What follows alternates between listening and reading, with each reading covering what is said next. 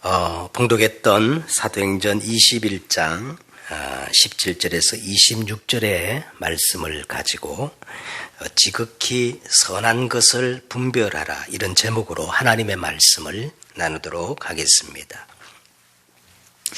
사도행전 19장에 보면 에베소에서 바울은 엄청난 대부흥의 역사를 경험했습니다. 그러나 바울은 이렇게 고백합니다. 이 일 후에 마게도냐와 아가야를 거쳐 예루살렘에 가기로 작정하여 이르되 내가 거기 갔다가 후에 로마도 보아야 하리라 하고, 그러면서 바울이요 에베소에 머물지 않고 이제 로마로 올라가는 겁니다. 보라, 이제 나는 성령에 매여 예루살렘으로 가는데 거기서 무슨 일을 당할는지 알지 못하노라. 오직 성령이 증언하여 결박과 환난이 나를 기다린다 하시나 내가 달려갈 길과 주 예수께 받은 사명 곧 하나님의 은혜의 복음을 증언하는 일을 마치려 하면은 나의 생명조차 조금도 귀한 것으로 여기지 아니하노라. 나는 주 예수 그리스도의 이름을 위하여 결박당할 뿐 아니라 예루살렘에서 죽는 것도 각오하였노라. 자, 이렇게 비장한 믿음의 결단을 한 겁니다. 여러분, 한 번뿐인 우리 인생을 가장 가치 있는데 그래야 되지 않겠습니까? 가치 없는 것에 우리 인생을 건다면 그 사람은 허무한 인생이 될 겁니다. 생명 걸 가치 있는 것, 이것 때문이라면 내가 죽어도 후회하지 않을 것을 발견하고 바울처럼 나는 여기에 내 인생의 모든 것을 걸겠다 하고 모든 존재의 이유와 목적을 찾는 믿음의 결단을 여러분 한 적이 있습니까? 우리가 인생을 살아가면서 한 번쯤은 반드시 이런 시간표가 있어야 합니다. 그래야 우리 인생을 가치 있는 인생으로 살아갈 수가 있는 겁니다.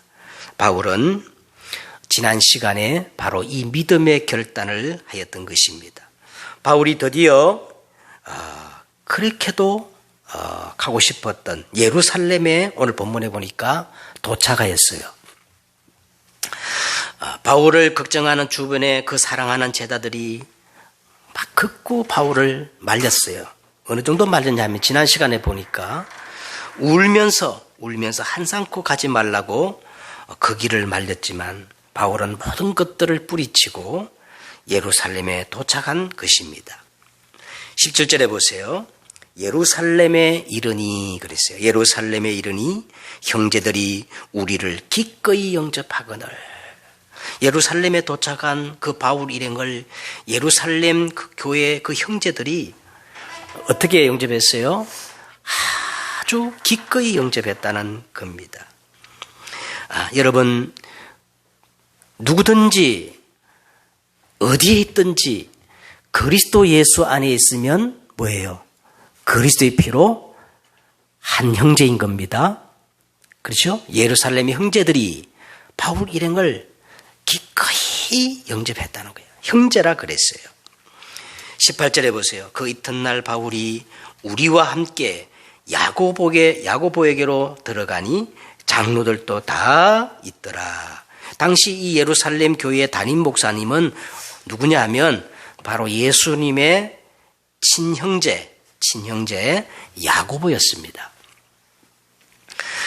바울이 무난하고 하나님이 자기의 사역으로 말미암아 이방 가운데 하신 일을 낱낱이 말하니, 바울은 자기 업적을 소개한 게 아닙니다. 내가 뭔가를 했다고 말한 게 아니라 자기를 통해서 행하신 누구의 일을 말했어요? 자기를 통해서 행하신 하나님의 일을 낱낱이 말하니까 그들이 듣고 하나님께 영광을 돌리고, 자, 그리고 아마 이어서 바울은 오늘 성경에 나와 있지 않습니다만은 성경학자들이 추측하기를 바울이 이방 사역의 그 선교의 열매인 그 이방 교회 그 지도자들을 같이 대동했거든요.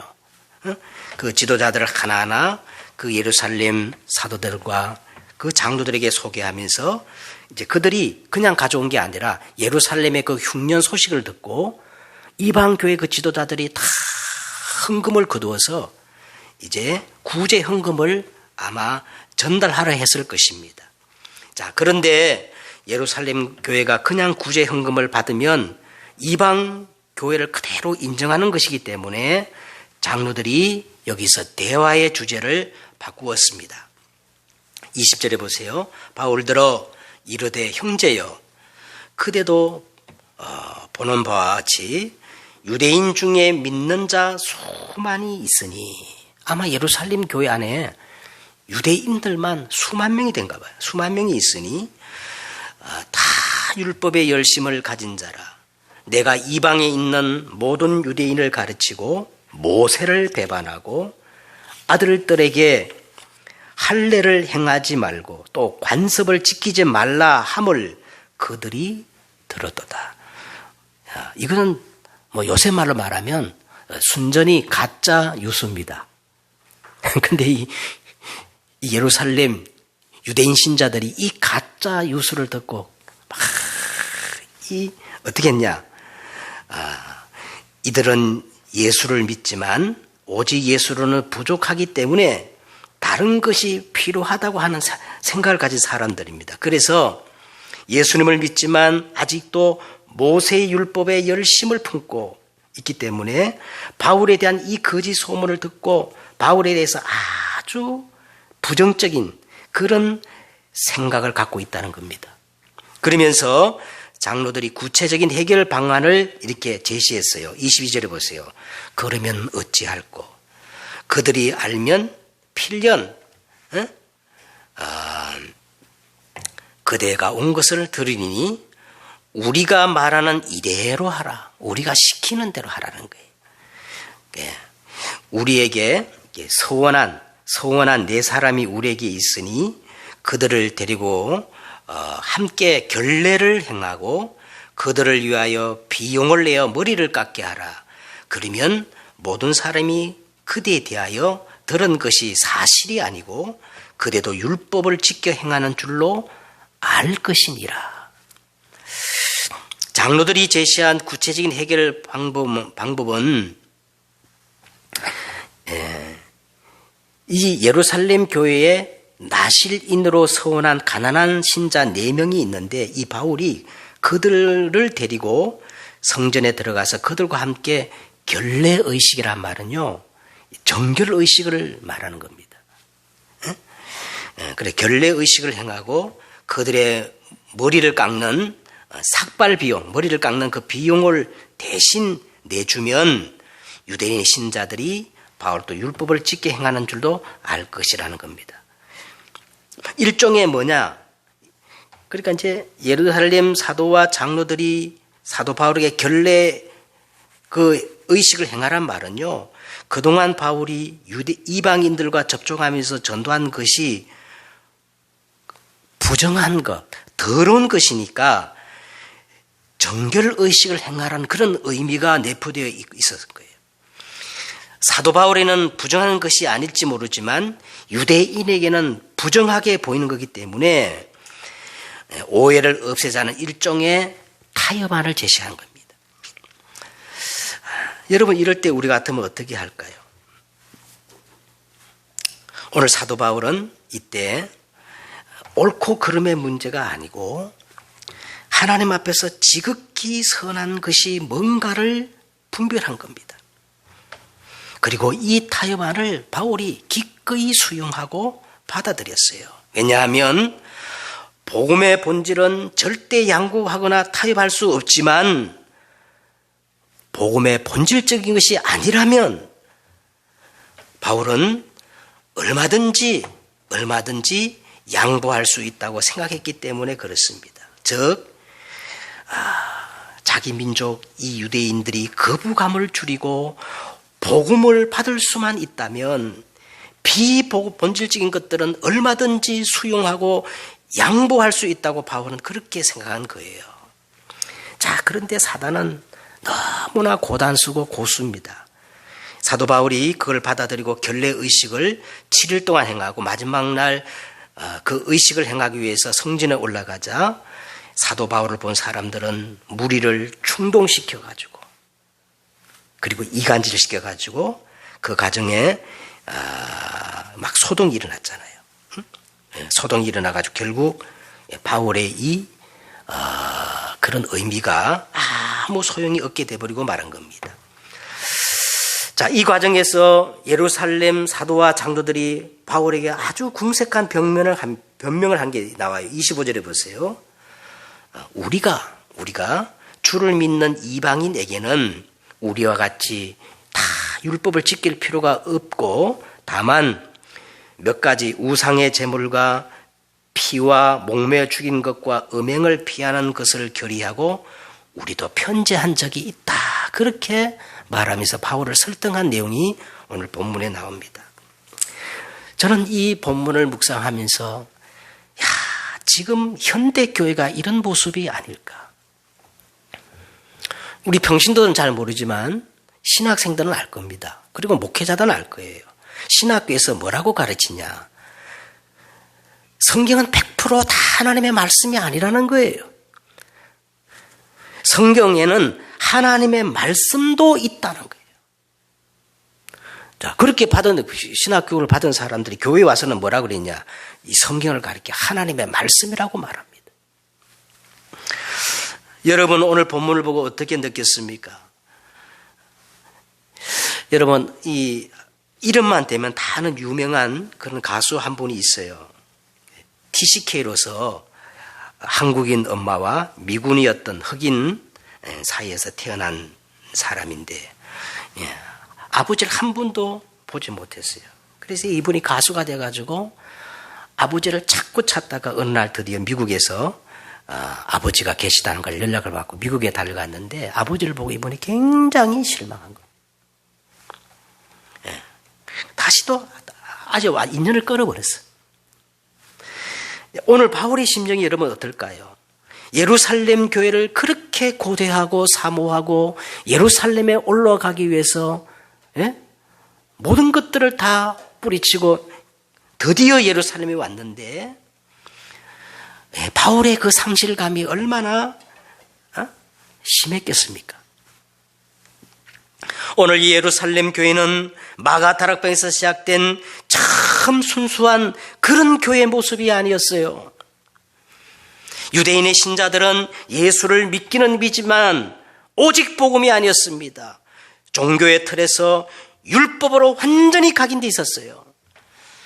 예루살렘 교회의 그 가르침을 담당했던 이 사도와 장로들을 보세요.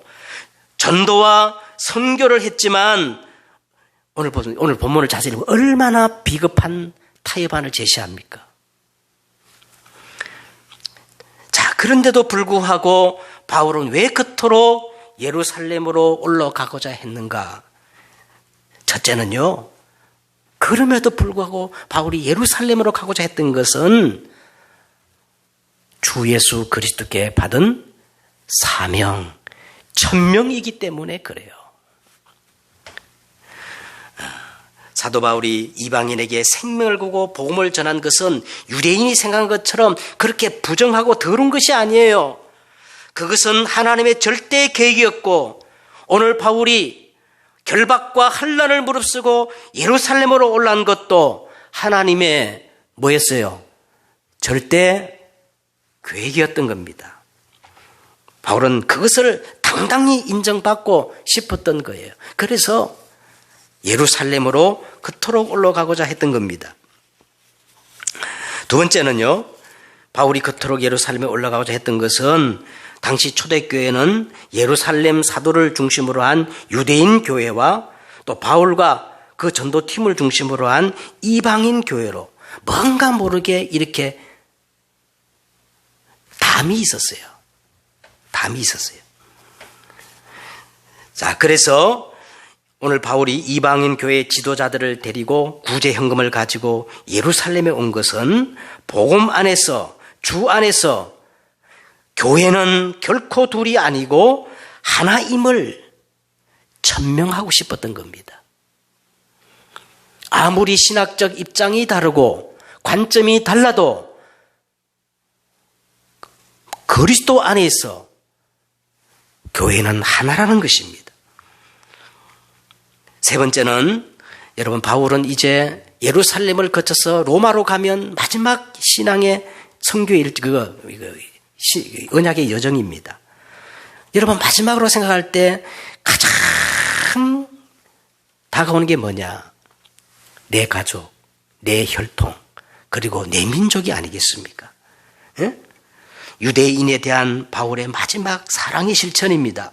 유대인들이 아무리 예수님을 대적하고 복음을 반대하여도 이 복음이 예루살렘에서부터 시작되었어요. 누가 뭐래도 복음에 빚진 자인 겁니다. 그래서 일종의 결산의 의미로 바울은 그토록 예루살렘으로 가기를 소망했던 겁니다.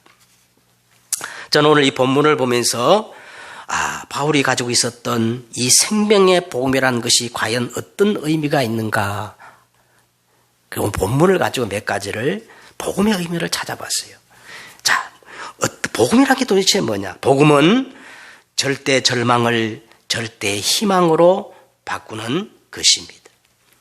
바울이 예루살렘으로 올라가라 할 때 바울을 사랑하는 모든 사람들이 노바디 안 된다고 말했습니다. 그렇지만 바울은 아무도 가지 않는 그 길을 반드시 가야 한다는 거예요. 그리고 바울은 모든 것을 이곳에서 everybody 모든 것을 이곳에서 찾아낸 겁니다. 지난주에는 제가 루푸스병, 이름 모를 질병이 갑자기 발병해가지고 100일이 넘도록 서울대 병원에 입원하여서 생명의 위협을 받고 이제 머리 수술까지 한 고등학교 1학년 아이를 제가 신방한 적이 있습니다. 한참을 뛰놀고 공부하며 꿈을 키워야 할 그 어린 나이에 얼마나 안타깝습니까? 그래서 차를 타고 가면서 하나님, 도대체 그 아이에게 내가 어떤 메시지를 전거해야 합니까? 하면서 메시지를 정리한 적이 있습니다. 그래서 그 아이를 만나고 이런 메시지를 전거했어요. 하나님은 창조하시고 지금 살아 계셔서 어디 하나 계시고 못할 일이 없는 분이시다. 그 하나님이 너를 너무도 사랑하셔서 아주 귀한 소중한 선물을 주셨다. 그분이 바로 예수 그리스도인데, 예수님은 너를 구원하시기 위하여, 너를 치유하기 위하여 십자가에 못 박아 죽으시면서 다 이뤘다 하셨다. 그리고 예수님은 모든 문제를 해결했다는 정교로 3일 만에 부활하셔서 사단의 권세를 깨뜨리시고, 오늘 너가 예수님을 영접했는데 지금 성령으로 너와 함께 하신다. 이 사실을 믿고 너가 기도하기만 하면 성령이 역사하는데, 성령이 역사하면 의사가 할 수 없고 사람이 절대 할 수 없는 노바디,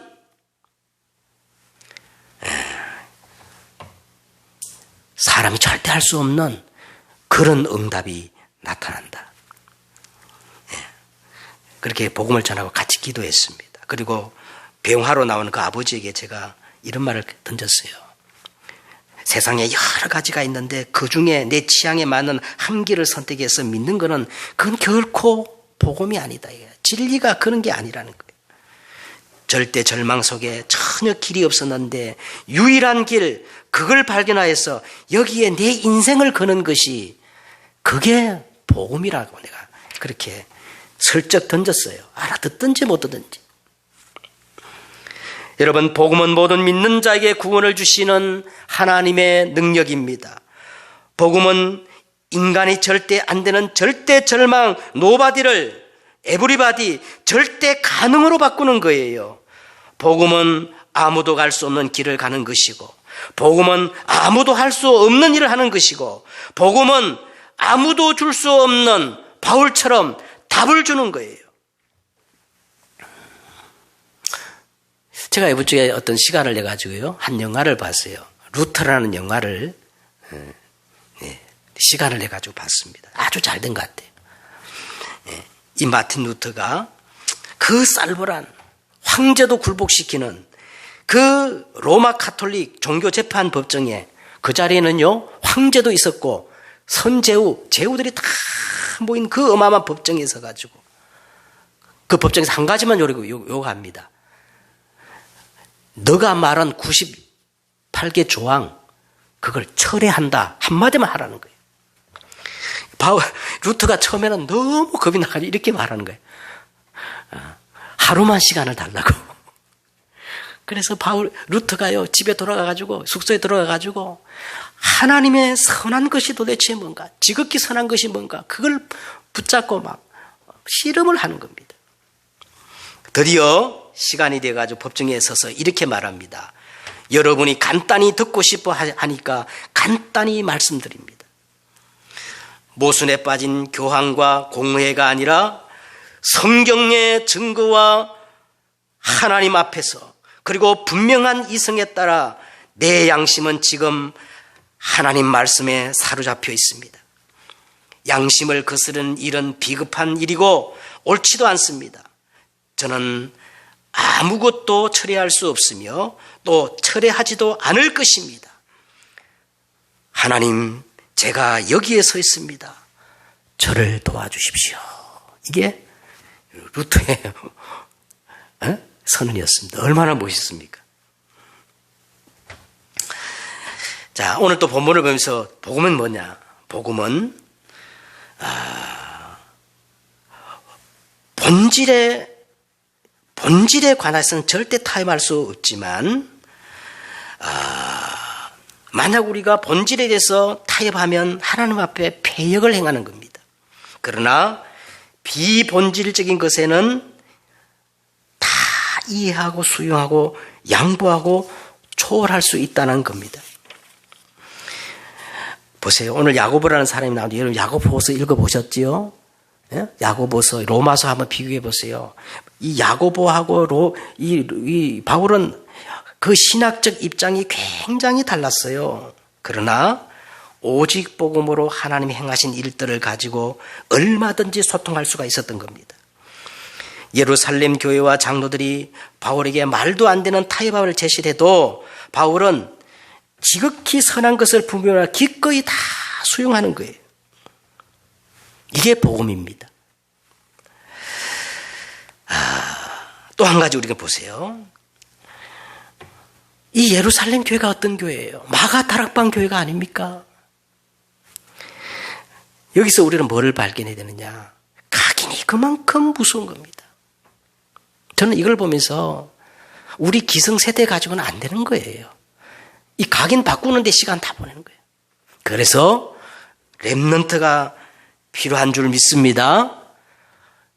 그러면 어떻게 이 각인을 바꾸는 겁니까? 각인 바꾸는 방법은요, 딱 한 가지 방법이에요. 다른 것이 각인돼야 돼요. 그게 뭐겠어요? 하나님의 말씀입니다. 그래서 하나님이 십계명을 줄 때도 돌판에 새긴 거예요. 돌판에. 예? 신명기 6장 4절에 보세요. 너는 이 말씀을 마음에 새기고 길을 갈 때든지 누워있을 때든지 일어날 때든지 언제나 이 말씀을 강론할 것이며 또 그것들을 손목에 매며 기호를 삼고 내 미간에 붙여 표를 삼고 또 내 집 문설주와 양인방 문설주에 기록할지니라. 여러분, 지금은 각인전쟁입니다. 각인전쟁.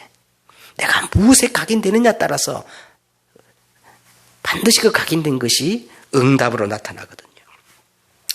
자, 그러면 오늘 이 본론적으로 말씀드리겠습니다. 여러분, 오늘 본문을 보면서 저는 세 가지를 생각했어요. 첫째는 도대체 참된 응답이란 게 뭔가?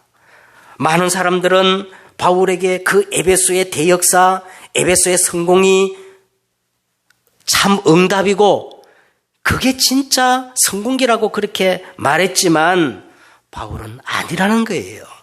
예? 아니라는 거예요. 이 일 후에 내가 예루살렘으로 올라갔다가 로마도 보아야 할 것이다.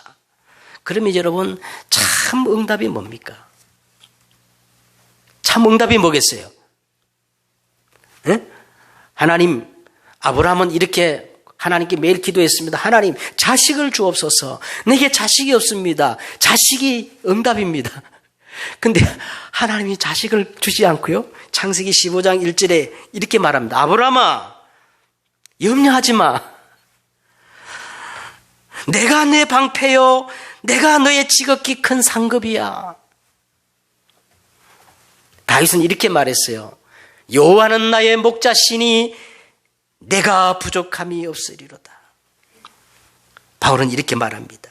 내가 이미 얻었다함도 아니요 온전히 이뤘다함도 아니라 오직 내가 그리스도 예수께 잡힌 바 된 것을 잡으려고 달려간다.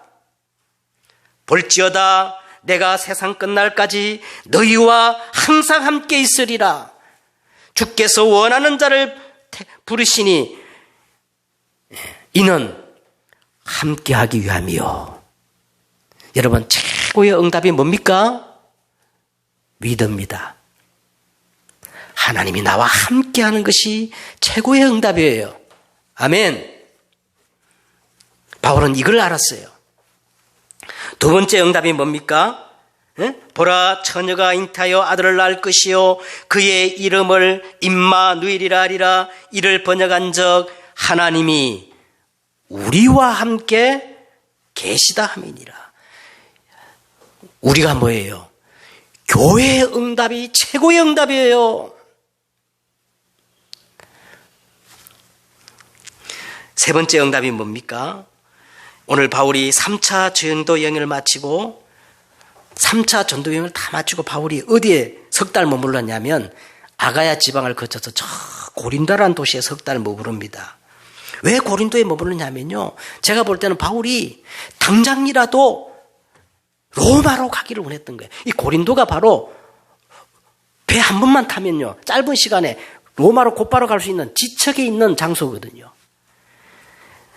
그런데 하나님은 바울이 곧바로 로마로 가기를 원하지 않으신 거예요. 그래서 바울이 그 석 달 동안 거기서 로마서를 기록해요. 그래서 베베 집사를 통해서 로마서를 다 보내면서 내가 여러분 로마로 가기를 여러 번 시도하고 가기를 원했는데 하나님이 길을 막으신다는 거예요. 하나님의 계획은 뭐예요?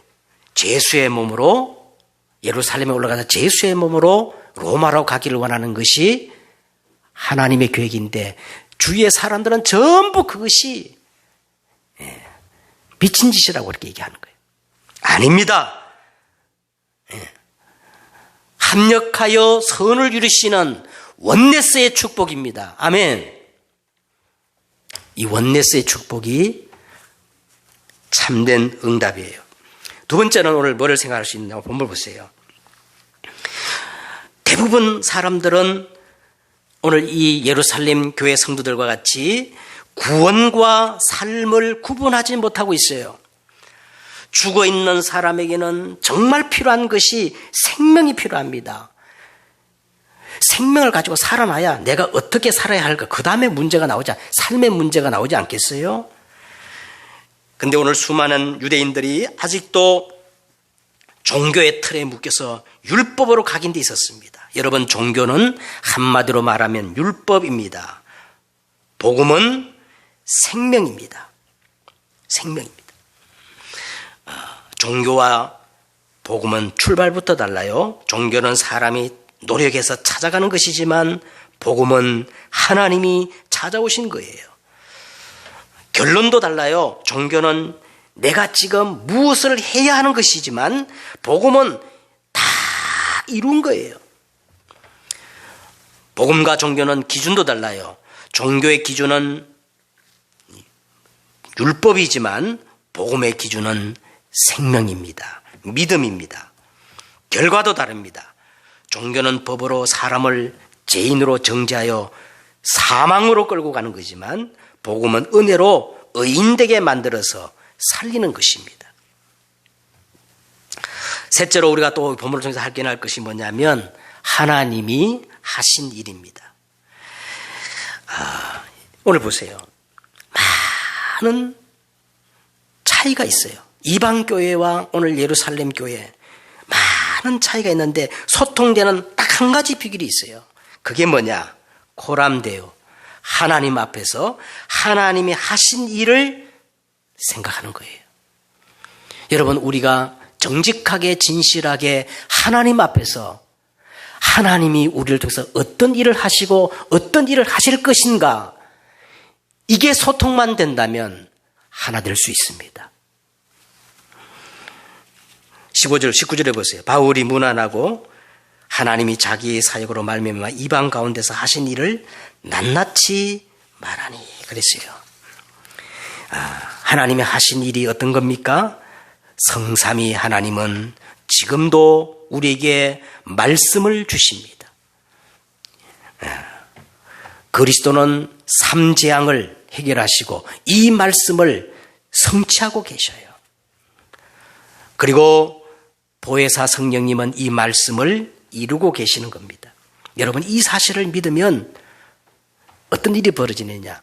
우리의 신분이 바뀝니다. 신분에 따라서 반드시 뭐가 나타나요? 권세가 나타나게 돼 있어요. 그러면 우리가 알지 못하는 어마어마한 비밀, 배경이 이제 회복되어지는 겁니다. 하나님의 나라, 하늘의 군대가 동원되어지는 거예요. 그러나 불신자는 흑암의 나라, 귀신이 역사하는 겁니다. 자, 결론을 맺도록 하겠습니다. 지극히 선한 일을 분별하라. 미국에 실제로 있었다는 이야기인데요. 남편 없이 홀로 두 아들을 기르면서 지극정성으로 교회를 섬기는 한 자매님이 있었다고 합니다.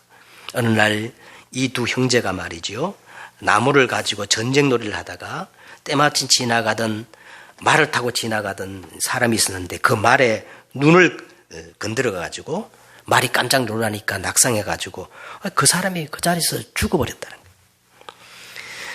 이 두 아들이 이제 재판을 받게 되었는데 재판관이 물었답니다. 누가 이 말에 눈을 찔렀느냐고 하니까, 아니, 이 두 형제가 서로 자기가 찔렀다고 그렇게 말하는 거예요.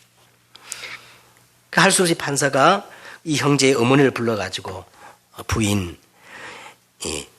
두 아들 중에 한 아들만 이제 벌을 받으면 되는데,